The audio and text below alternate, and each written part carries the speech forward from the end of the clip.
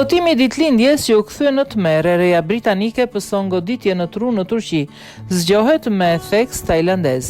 Udhëtimi i ditëlindjes në Turqi një të re britanike përfundoi me një problem shumë serioz shëndetësor që i la një pasojë të çuditshme. Sipas mediave të huaja, Katie Warren nga Hampshire shkoi me pushime në fetije në Turqi me miqt në shtator 2024 për të festuar ditëlindjen e saj të 28. Ndërsa po shkonte në darkën e ditëlindjes, ajo ndieu marramendje dhe nuk ishte në gjendje të ecte.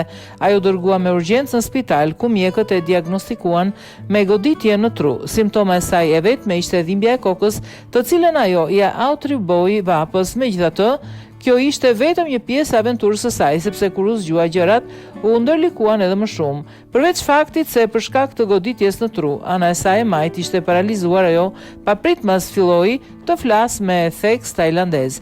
E reja u diagnostikua me sindromën e theksit të huaj, një gjendje rrallë ku të folurit e një personi merr një theks që është i ndryshëm nga normalja dhe që njerëzit mund të konsiderojnë atë si të huaj.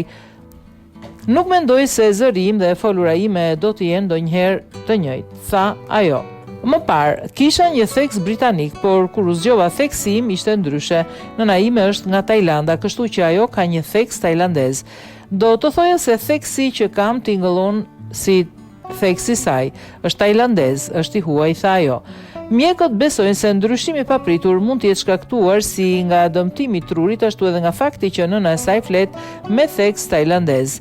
Katie qëndroi e shtruar në spital për një muaj në Turqi përpara se mjekët ta lejonin të fluturonte për në Mbretërinë e Bashkuar ku filloi riabilitimin e saj. Ajo është në gjysmë të rrugës së shërimit dhe ka mësuar të ecë sërish, ka përfunduar terapinë e të folurit, por theksi i saj nuk i është rikthyer.